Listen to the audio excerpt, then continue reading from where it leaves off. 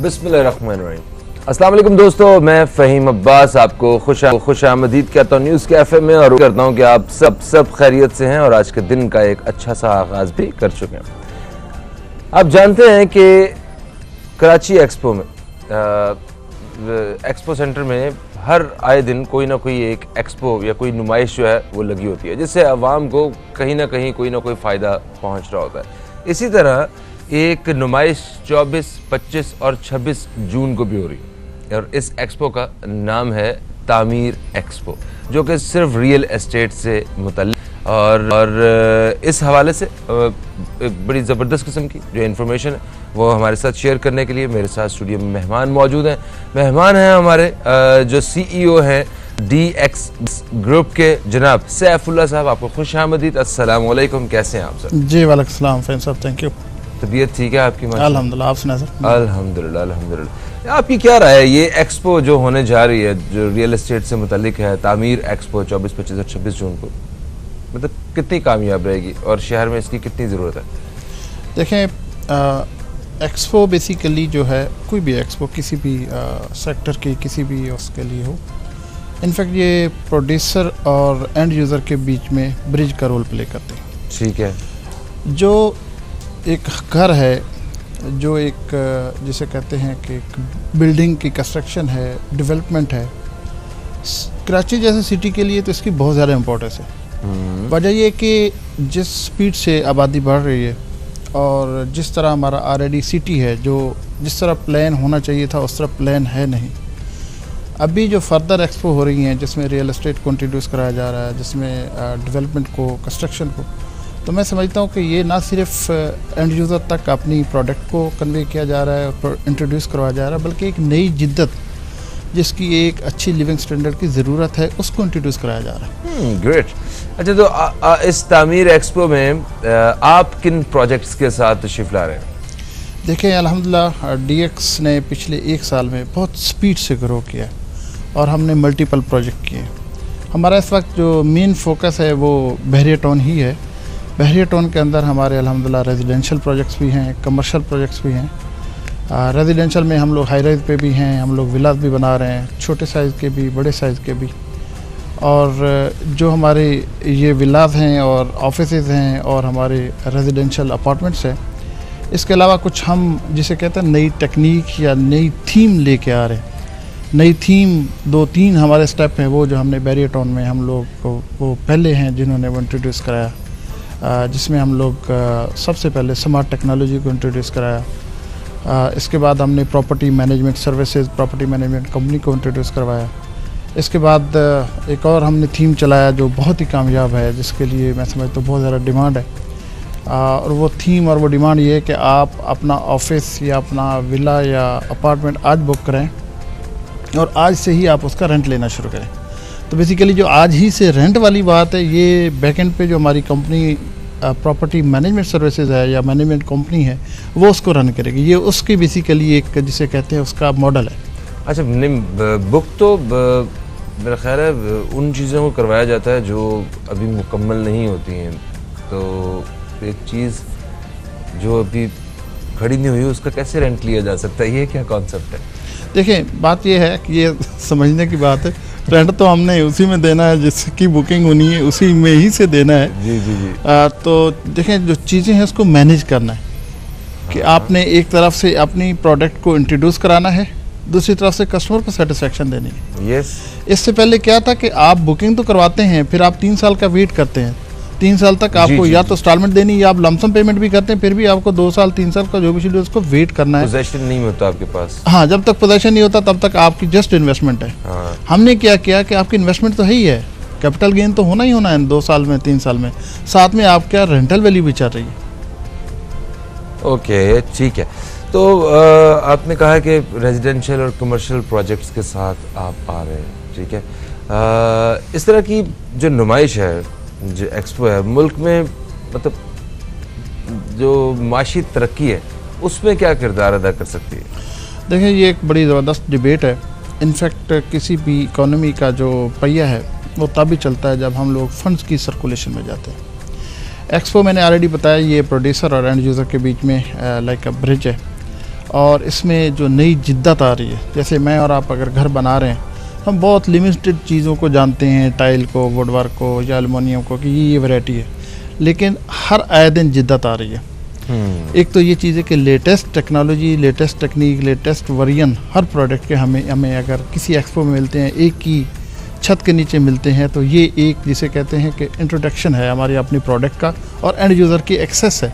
एक ही गो में, एक ही छत के नीचे वो सारी अपने घर की एसेसरीज की सारी मैंने जो भी इसमें प्रोडक्ट्स यूज़ होनी है उनको एक ही गो में वो सारा विज़िट करता है और उसको एक्सेस मिलती है। दूसरी चीज़ ये कि आजकल इन्फ्लेशन और ये चीज़ें बहुत चल रही हैं।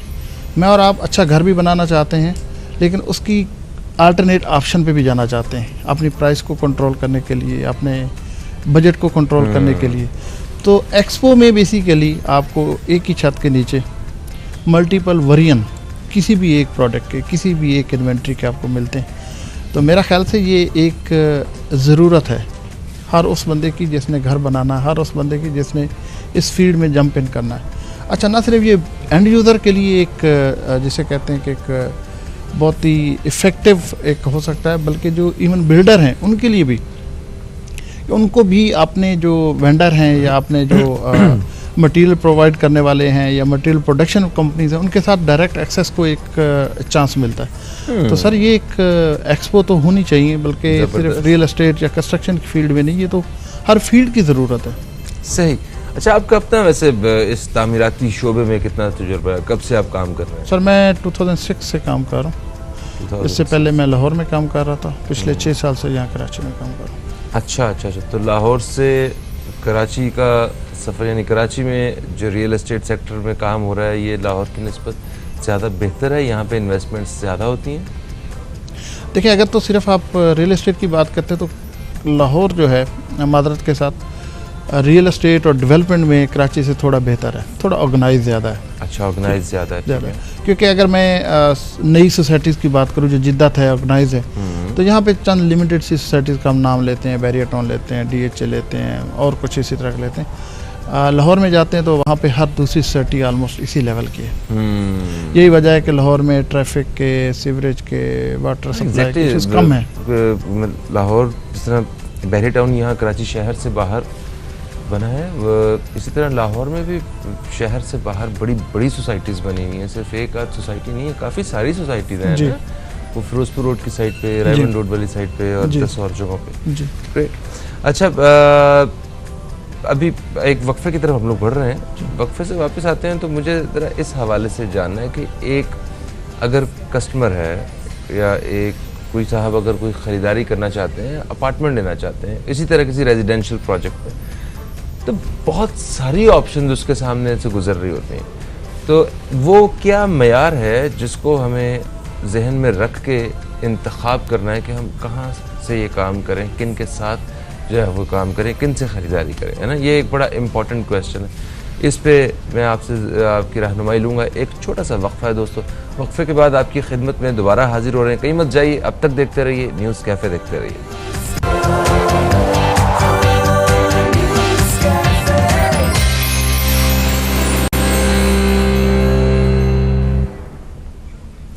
वेलकम बैक, आप देख रहे हैं न्यूज़ कैफ़े। मैं हूं फ़हीम अब्बास और न्यूज़ कैफ़े में आज मेरे साथ हैं सैफुल्लाह खान साहब। सैफुल्लाह साहब जो कि CEO हैं DX ग्रुप के और इस्लाम स्टेट एंड बिल्डर्स से इनका ताल्लुक़ है। तो सैफुल्लाह भाई, तामीर एक्सपो के हवाले से हम बात कर रहे हैं और हमने साथ साथ जो है वो रियल एस्टेट सेक्टर में जो मालूमात हासिल की जा सकें वो भी आपसे करनी चाहिए। तो मैं ये पूछ रहा था कि अगर किसी ने रेजिडेंशियल किसी प्रोजेक्ट में एक अपार्टमेंट या कोई एक प्रॉपर्टी जो है वो ख़रीदनी है, तो अगर बहरिया टाउन भी है तो बहरिया टाउन में भी इस तरह के दर्जनों प्रोजेक्ट स्टार्ट हो चुके हैं और वो तकरीबन मिलती जुलती कीमतों पे आपको एक जैसे मिल जाते हैं, प्रॉपर्टीज़ मिल जाती हैं। तो इंतखाब कैसे करना चाहिए कि ये सही है और ये महंगा नहीं है और ये अच्छा काम करके देंगे, वक्त पे जो है ना हमें डिलीवर कर देंगे? फ़हीम साहब, ये एक रियल एस्टेट सेक्टर में सबसे मुश्किल काम यही है, सिलेक्शन। अच्छा। बिल्डर का या आपके रियल एस्टेट एजेंसी का। एजेंसी फिर भी डूएबल है, मैनेजेबल है, लेकिन बिल्डर का जो है प्रॉपर उसके ऊपर वर्कआउट करना, होमवर्क करना, उसकी सिलेक्शन करना, क्योंकि आपको पैसे आज देने हैं, डिलीवरी आपको 3 साल बाद मिलनी। जी हाँ। और अगर इंस्टॉलमेंट भी है तो आप इंस्टॉलमेंट इस वजह से नहीं रोक सकते कि जी आपकी कंस्ट्रक्शन नहीं हो रही, कंस्ट्रक्शन नहीं हो रही तो वो कहेगा आपकी इंस्टॉलमेंट नहीं आ रही। तो ये एक बड़ा मुश्किल सा काम है जो मतलब एंड यूज़र के ऊपर इसकी खुद के ऊपर अच्छी खासी लायबिलिटी आती है। ये नहीं है कि आप एक बिल्डिंग लॉन्च हुई और आप जाएं और बुकिंग करा के आ जाएं और आप रिलैक्स हो जाएं कि जी मेरी अपार्टमेंट बुक हो गया या मेरा ऑफिस बुक हो गया। देखिए इसके कुछ बेसिक पैरामीटर हैं। एक तो पैरामीटर ये कि आपको जिस बिल्डर के साथ आप इन्वेस्टमेंट करने चाह रहे हैं, आपको उसकी प्रीवियस रिकॉर्ड चेक करना होगा, कितनी बिल्डिंग लॉन्च हुई, कितनी डिलीवर हुई, क्रेडिबिलिटी उसके ऊपर देखनी पड़ेगी। जिस प्रोजेक्ट के ऊपर आप इन्वेस्टमेंट कर रहे हैं उसकी डॉक्यूमेंटेशन चेक करनी चाहिए कि उस ऑनर के पास या उस बिल्डर के पास उस प्लॉट की प्रॉपर्टी की ओनरशिप है या नहीं है जिसको वो एडवर्टाइज़ कर रहा है, जिसको बेच रहा है। उसकी ड्राइंग, अप्रूवल, स्केजल, ये सारी चीज़ें चेक करने की ज़रूरत है। फिर एक और बड़ी इंपॉर्टेंट बात है, वो आजकल इसके ऊपर लोग बहुत कम तवज्जो दे रहे हैं लेकिन हम फेस कर रहे हैं, वो ये कि मार्केट के अंदर बहुत कम रेट भी ऑफ़र हो रहे थे, बहुत हाई रेट भी ऑफ़र हो रहे थे। फॉर एग्जांपल मैं अपार्टमेंट की बात करूँ तो आजकल जो बहरिया टाउन की बात करूँ या कराची की, तो एवरेज जो एक रेट है वो 10 से 12 हज़ार रुपये पर स्क्वायर फीट प्राइस। ठीक है। मार्केट में आपको 8,000, 7,000 या इवन इससे भी कम रेट पे अपार्टमेंट ऑफर हो रहे हैं पर स्क्वायर फीट। मेरा सवाल ये कि अगर उसकी कीमत ही 10,000 है पर स्क्वायर फीट और कोई बंदा मार्केट में आपको 7,000, 6,000, 8,000 ऑफर कर रहा है तो आपको होमवर्क करने की ज़रूरत है। अच्छा, तो वो जो 8,000 है वो क्या कंस्ट्रक्शन कॉस्ट उनको कैसे कम पड़ रही है, वो कैसे उसमें कंप्लीट करेंगे? अगर एक चीज़ की कीमत ही आप कह रहे हैं 10 है तो ये इतने बड़े पैमाने पे ये क्या हो रहा है? थोड़ा सा हम एक्सप्लेन करें। उस क्वेश्चन के आंसर में बात कर रहे हैं जो आपने कहा कि सिलेक्शन कैसे होती है। जी जी जी जी। अच्छा देखिए, इसमें होता ये कि हर बंदे की अपनी स्ट्रेटेजी होती है। सॉरी, माफ़ी चाहता हूँ। देखिए, अगर एक चीज़ मुझे सस्ती मिल रही है जी, मैं क्यों महंगी लूँगा? मैं वही अर्ज कर रहा हूँ, ये जो बिल्डर हैं या जो बनाने वाले उसकी एक अपनी स्ट्रेटेजी है। ठीक है। एक स्ट्रेटेजी ये है कि भाई मैंने इतने की चीज़ ली, मैंने इतने की बेचनी, दैट्स इट। ठीक है। दूसरा बंदा कहता है कि मैं इस फंड्स को मार्केट से फंड्स को कलेक्ट करके उनको सर्कुलेट करके अपने इस डेफिसिट को या कम जो लॉस आ रहा है मैं कम प्राइस बेची इसको मैं मैनेज कर लूँगा। अच्छा, ये डूएबल ज़रूर है। फॉर एग्जांपल मैं मार्केट से फंड कलेक्ट करूँ और उनको सर्कल में डाल के जो कम कीमत पे बेच रहा हूँ, जो लॉस है मेरा, उसको मैं मैनेज कर लूँ। डूएबल ज़रूर है बट ये एक रिस्की है। इस रिस्क फैक्टर में कहीं थोड़ी सी मार्केट में इन्फ्लेशन चीज़ें हुई, जैसे आजकल प्रॉपर्टी के रेट बहुत ज़्यादा डेविएट कर रहे हैं, तो उसमें क्या होगा, बिल्डर स्ट्रक होता है तो एंड यूज़र भी फंस जाता है। तो इसलिए ये इसमें रिस्क फैक्टर बहुत है। मैं ये नहीं कह रहा हूँ कि अगर कोई कम कीमत पे बेच रहा है तो उसका होमवर्क कंप्लीट नहीं है या उसकी नीयत नहीं है जल्दी डिलीवर करने की या बाद में देखी जाए, मैं ये नहीं कह रहा हूँ। उसकी एक अपनी प्लानिंग है। ठीक है। अच्छा, एक और भी इन्वेस्टमेंट जो करना चाहते हैं उनके लिए ये सवाल है कि इन्वेस्टमेंट जो है वो कमर्शियल प्रोजेक्ट्स में करनी चाहिए या रेजिडेंशियल प्रोजेक्ट्स में? अभी जैसे आप बहरिया की बात कर रहे हैं जी, तो बहरिया में बहुत सारे हमारे नाजरीन में से बहुत सारे लोगों ने इन्वेस्टमेंट्स की हुई, तो कमर्शियल या रेजिडेंशियल प्रोजेक्ट? देखिए जो कमर्शियल है वो हमेशा मल्टीप्लाई होता है और रेजिडेंशियल जो वो ऐड होता है। तो लेकिन इसमें एक चीज़ और भी है, एक माइंडसेट है। माइंडसेट ये है कि रेजिडेंशियल जो है वो एक स्लो इन्वेस्टमेंट है, लो रेंटल इनकम है, बट एक रिदम है, एक ऐसी इन्वेस्टमेंट है जो मतलब ये कि सर्कुलेशन उसकी ज़्यादा है। जो कमर्शियल है उसमें बहुत सारे फैक्टर होते हैं। अगर तो वो बिल्डिंग या वो लोकेशन हिट हो जाती है तो उस बिल्डिंग को पर लग जाते हैं, फिर वारे नहीं आ रहे। अब वारे नहीं। और अगर उसको खुदा न खास्ता कोई इस तरह का सेटबैक मिलता है तो वो स्टक भी होती है। तो जिसे कहते हैं कि जितना बड़ा रिस्क है उतनी बड़ी उसमें अर्निंग है, तो इसमें थोड़ा बहुत रिस्क भी होता है। रेजिडेंशियल में रिस्क कम होता है और उसमें रिस्क कम होता है, वो मतलब बिक ही जाते हैं, बन ही जाते हैं, बिक ही जाते हैं। आपके माशाल्लाह आपने कहा कि रेजिडेंशियल और कमर्शियल प्रोजेक्ट्स हैं, बेंगलोज हैं, इन पे आप जो है वो काम करते हैं। आपके मतलब जो एक इनफरादियत है आपके सारे प्रोजेक्ट्स की, आपके काम की, वो क्या है? DX ग्रुप और इस्लामिक स्टेट बिल्डर्स। देखिए ये एक बड़ी ज़बरदस्त बात है। हमारे पाकिस्तान में एक अलमी है अलमिया क्या है कि हम लोग काम करने में बहुत सारे डिलेड और बहुत सारे जिसे कहते हैं ना कि एक्सक्यूज़ेस निकालते हैं। अगर हम डिलेज और एक्सक्यूज़ से बाहर आ जाएं, हम टाइमली सिर्फ काम करें, लोगों ही के पैसे का काम करें, तो आप यकीन जानिए कि लोग आपके पीछे आपको ढूंढ ढूंढ के मिलते हैं।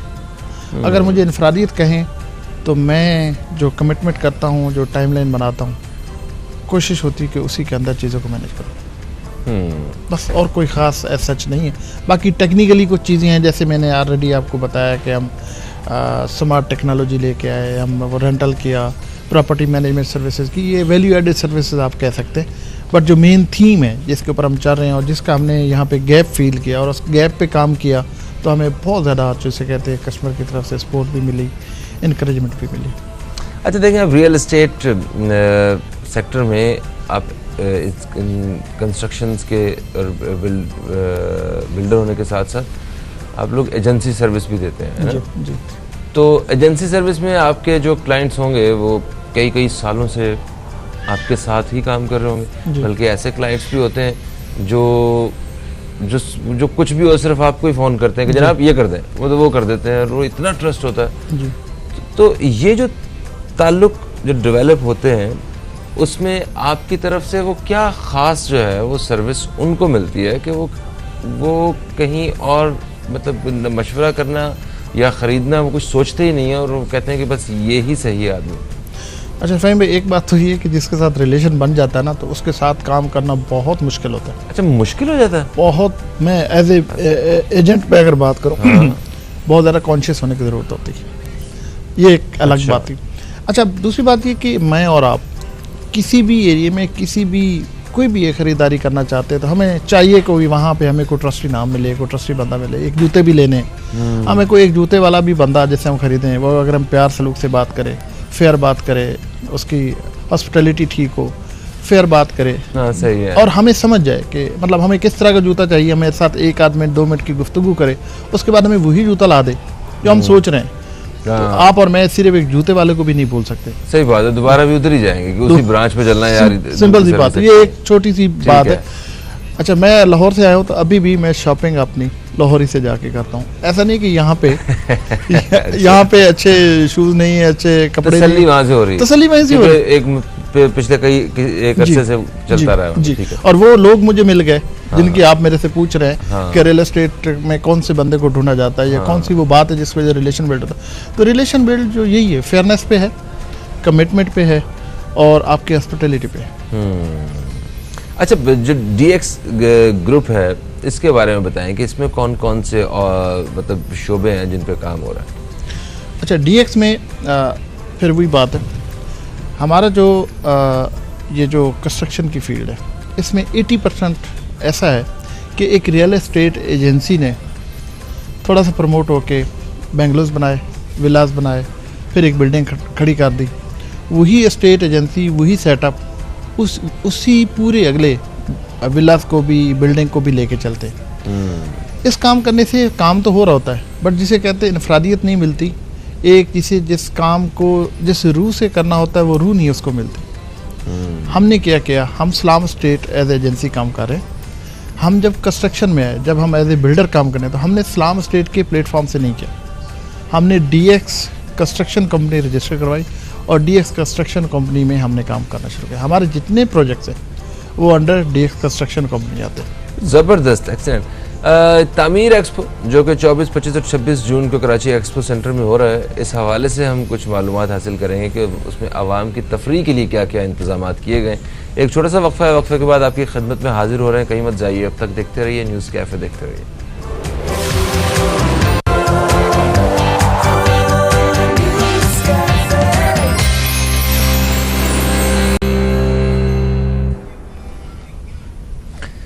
एक वक्फे के बाद आपको फिर से खुश आमदीद। आप देख रहे हैं न्यूज़ कैफ़े, मैं हूं फ़हीम अब्बास। न्यूज़ कैफ़े में मेरे साथ हैं जनाब सैफुल्लाह साहब जो कि डीएक्स ग्रुप से ताल्लुक़ रखते हैं और इस्लाम स्टेट एंड बिल्डर से भी इनका ताल्लुक़ है।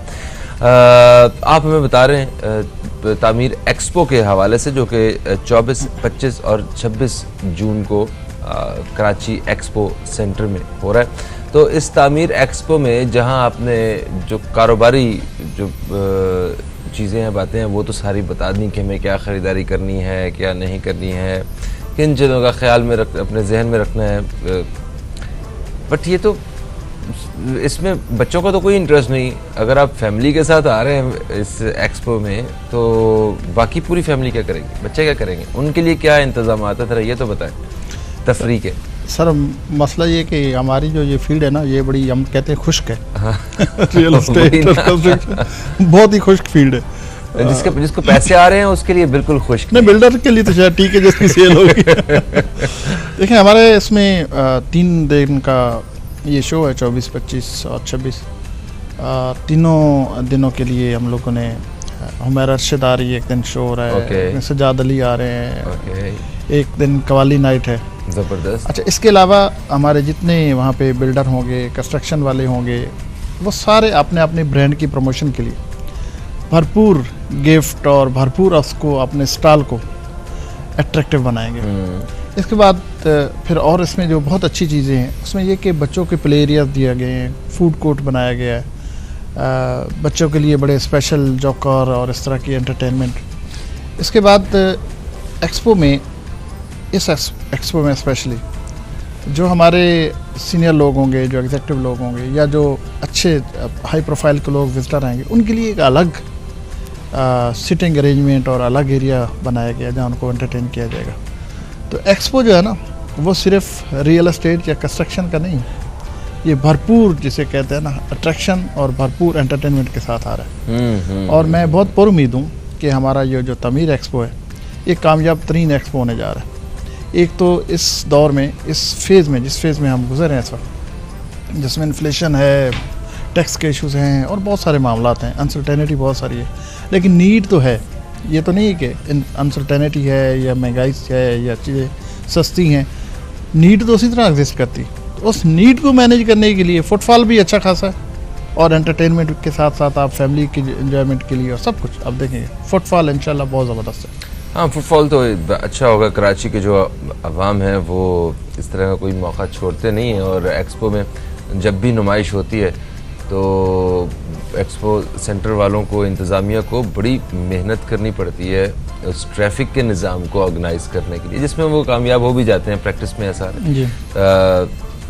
अच्छा, एक चीज़ और कि जिस तरह आपने कहा कि इन्वेस्टमेंट जो है वो हम बहरिया में, हमारा फोकस जो है ना वो बहरिया है, तो बहरिया सेंटर में हज़ारों की तादाद में प्रॉपर्टीज़ होंगी। मेरा ख्याल है कि 50,000 से तो ज़्यादा ही प्रॉपर्टीज़ होंगी, और ऐसे ही है ना कि लाखों में कुछ प्लॉट्स का ताल्लुक होगा, आई डोंट नो। तो यहाँ पे जो इन्वेस्टमेंट्स हैं वो यहाँ के शहर के लोगों की हैं, दूसरे शहर के लोगों की हैं, या ओवरसीज़ जो हैं वो इसमें ज़्यादा इंटरेस्ट के साथ इन्वेस्टमेंट कर रहे हैं? अच्छा, बहरिया टाउन में ओवरसीज़ कस्टमर ने बहुत ज़्यादा इंटरेस्ट लिया। अच्छा। उसकी एक वजह है, मेन वजह वो ये कि जो बहरिया टाउन ने इंफ्रास्ट्रक्चर बनाया, जो लिविंग स्टैंडर्ड दिया, जो ओवरसीज़ कस्टमर को वहाँ बैठ के मिलता है, उनको पाकिस्तान के अंदर, बहरिया टाउन के अंदर वही लिविंग स्टैंडर्ड मिलता है। मतलब इवन गल्फ़ के लोग आते हैं तो वो आके एकदम देखते हैं और कहते हैं यार हमें नहीं पता चल रहा कि ये जो बिल्डिंग है दुबई में है या मतलब ये पाकिस्तान में है कहीं।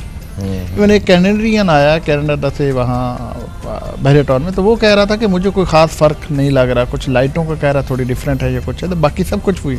अच्छा। तो असल चीज़ ये है कि ये अट्रैक्शन है कि लोग कमाते तो हैं, लेकिन जब वापस पाकिस्तान में आते हैं तो यहाँ पे वो लिविंग स्टैंडर्ड नहीं मिल पाता उनको, बावजूद इसके कि पैसे भी हैं, सोर्सेज भी हैं। तो बहरिया टाउन ने एक अच्छा लिविंग स्टैंडर्ड इंट्रोड्यूस करवाया। हाँ, ये तो बात है कि जो एक दफ़ा जाता है वहाँ पे विज़िट करता है, वो ये ज़रूर सोचता है कि मैं यहाँ पे क्या मूव हो सकता हूँ, क्योंकि वो इतनी अच्छी, वाकई इसमें कोई शक नहीं है, बहुत खूबसूरत जगह बनाई हुई है और आपकी रेंज में भी आ जाती है जी। शहर से कुछ थोड़ी सी दूर पड़ती है। जो लोग मतलब जिनके लिए ये मसला नहीं है वो बगैर सोचे समझे मूव हो भी जाते हैं। तो थैंक यू सो मच, आप तशरीफ़ लाए तामीर एक्सपो पे। मैं खुद ज़रूर आऊँगा इंशाल्लाह, मुलाकात ठीक है, आपसे मुलाकात भी होगी वहाँ भी। दोस्तों यकीनन आपको हमारा ये जो एक इंफॉर्मेटिव प्रोग्राम था ये पसंद आया होगा। इंशाल्लाह आपसे कल फिर मुलाकात होगी। कल तक के लिए मुझे इजाज़त दें और मेरी टीम को भी इजाज़त दें। खुदा हाफ़िज़। पाकिस्तान जिंदाबाद।